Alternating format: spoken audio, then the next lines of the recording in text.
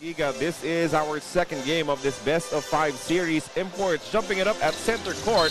This tip-off is brought to you by Honda, the official motorcycle of the PBA. Interesting starting 5 here for Coach Jong with Chico Herndon, who did not play in game 1, is actually starting here for the Road Warriors. And the reason being is he's a fantastic floor spacer. He shoots more than 40% from the three-point area.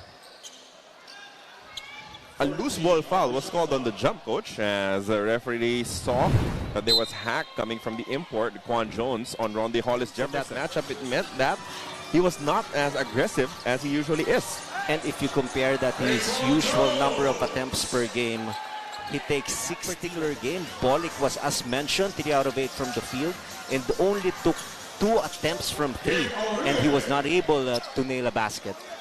Jefferson to take a low percentage shot, and speaking of Robert Bolick, he really wants to attack the basket. He is offensive minded, missed 150% from the field so far for Bolick. But Aurin just took it as an opportunity to attack. Expect him to do exactly that. Fish for that third foul. Good, quick counterattack though for Enoch Valdez. Oh, quick response for the Road Warriors after Aurin made the basket. Where he led TNT Tropang Giga to a championship. Quick pass, Aurin with the layup. And it is something that the Road Warriors must realize. Just make a lot of mistakes because of the defense of TNT. A good offensive rebound that time by Jones. A meek reply because... As Kim Aurin locates ng Batak. Top of the key 3. That's pure. It's an important shot because you can see that... Take a look at this.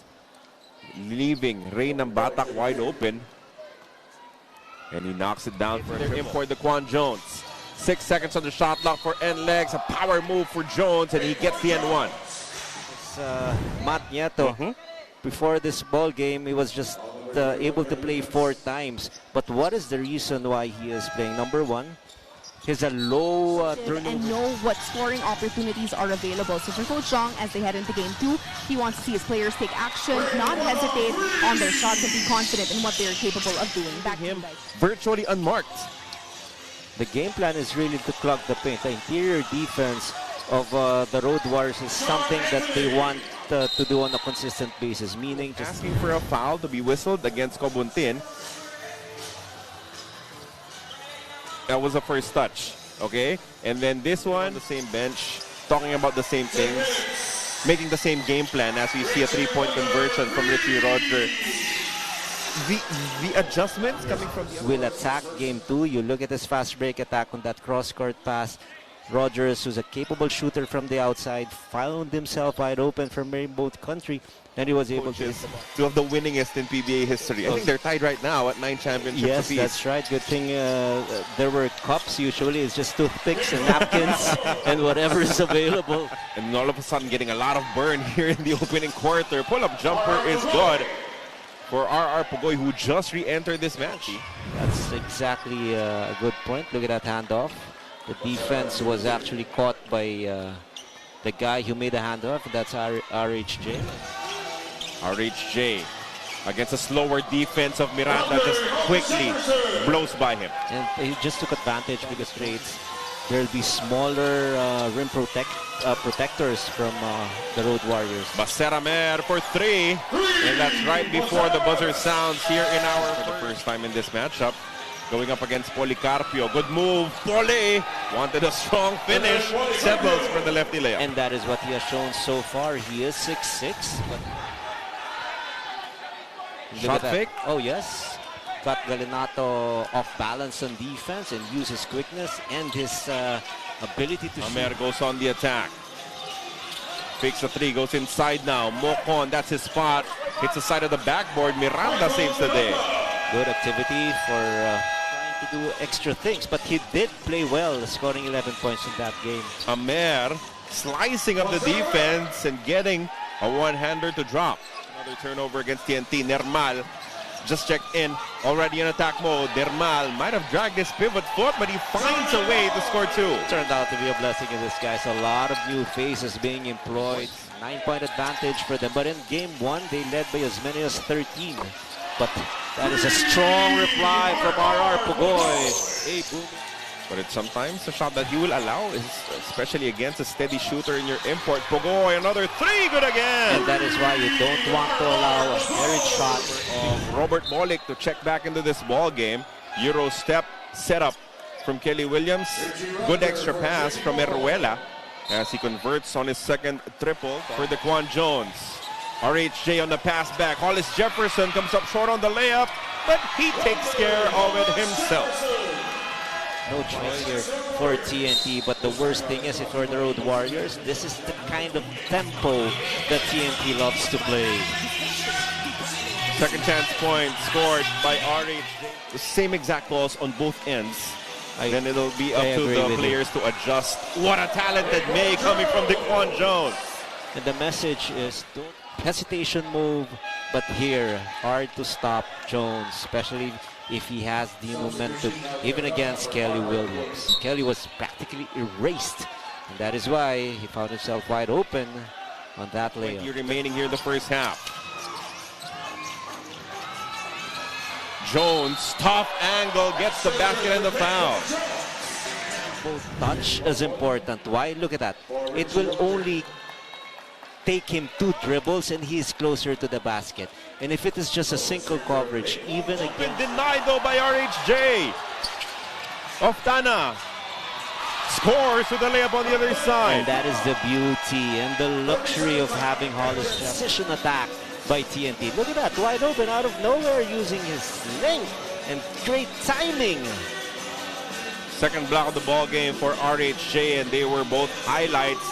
This one resulting to a fast break opportunity. Castro assisting Calvin Oftana because Jason knows for them to become a championship quarter. RHJ by himself.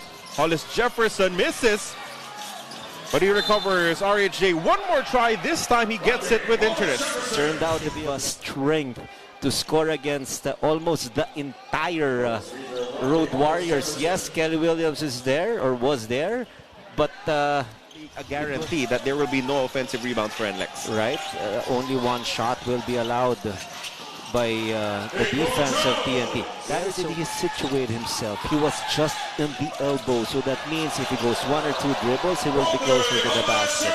But for TNT Tropang Giga to run. Bolick on the ball screen. Good pass. Valdez scores down low. Good timing and good read by Robert Bolick.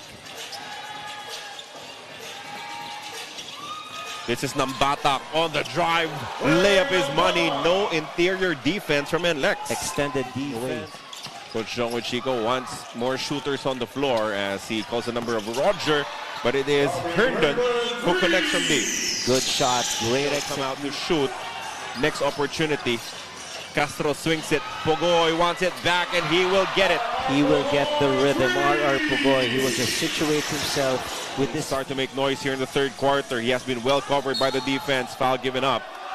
Oh, it is given. A continuation was given on the layup of Bolick. Balaw. Let's take a look at it once again. Foul. Didn't dribble. All right. And one play for Robert Bolick. Only good for 3 points in the first 2 quarters. Robert blocked by Pogoy. Counter-attack for Jason. He sets up Cobuntin. Volleyball down low. Oh, what a well-oiled machine, especially if they get that patient on that pass by Castro. Cobuntin did not disappoint, but counter-attack by Jones did not wait for the defense of TNT. You know that Coach Chung is still willing to exhibit a lot of things that victory as they went up against a rain or shine squad that did not have their import for the second, third, and fourth quarters. Rob Herndon converts on the triple. Second. RHJ against Sean Anthony.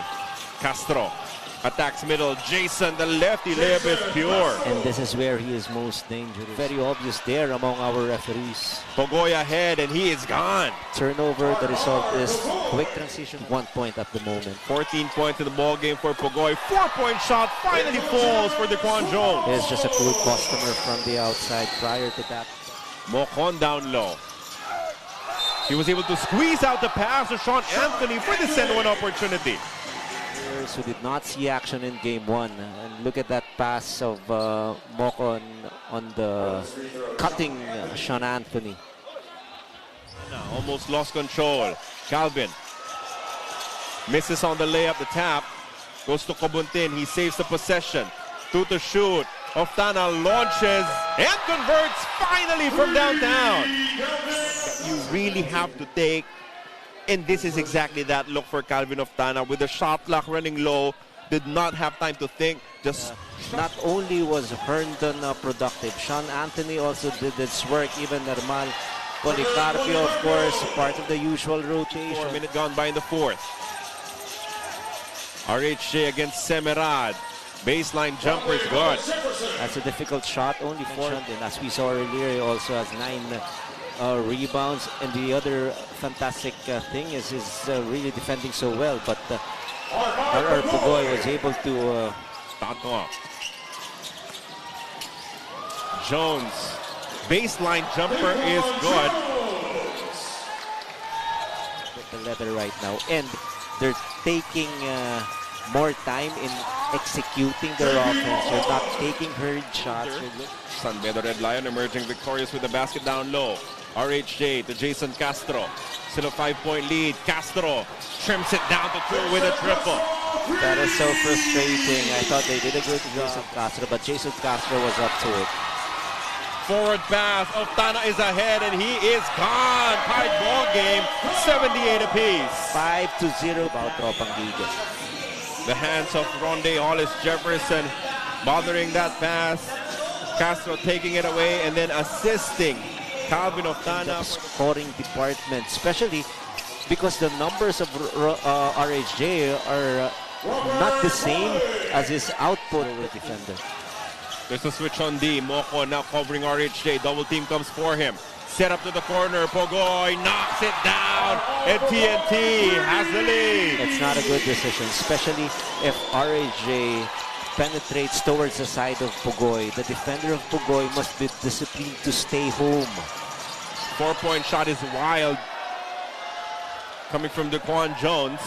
No reason to take hurried shots right now if you're the Road Warriors. Again, look at that. Penetrating, going to his right. Herndon, who is tasked to guard Pugoy. You should not even offer help. Or if you do, you should be quick enough. That the players will have to make. Especially if you're guarding RR Pugoy and Jason Castro in closing stretches of the ball game or in the high percentage. I mean, something that you've discussed in your practice sessions and part of your game. Pull up 3 is money for Daquan Jones. Tied ball game, 85 ball. They will go right back to that high ball screen. Bolik and import. Jones attack middle. Daquan hangs midair and makes the layup. Oh, good read that time. Instead of settling, he opted to put the ball down. Actually got RHJ off balance because of his quick pump fake, but he did not stop his dribble. And as a result, take a look at this beautiful sequence again, as if he was going to take that shot. But he opted to put the ball down. 2 dribbles was enough for him to make a basket using his left hand. 87-85, a 2-point lead for the NLEX Road Warriors. Nambata to Jason. Castro uses the RHJ screen. Jason, quick attack, scores inside. Bolik off the spin. Bolik finishes strong and gets the foul. Now the lost his balance to stray in front of Robert Bolik. That still enabled Bolik to turn, use a pirouette action, and used his... He gets it back. Jason goes inside as RHJ wants a 4-point shot for the tie. Oh, he draws a foul! 4 free throws coming up for Hollis Jefferson. They might be forced to miss this shot and gamble on the rebound. He misses it. The ball goes back to him. Oh, but it's called as a free throw violation. So it turned out to be the right call. You know, I wanted to know, was it really... Yeah. He took his first step. He took his first step. Okay, all right. Into the free throw line. Free throw, yes, critical free throw, and he was forced to miss the second one. A prayer from Glenn Cobuntin that will not be answered. And the NLEX Road Warriors survive.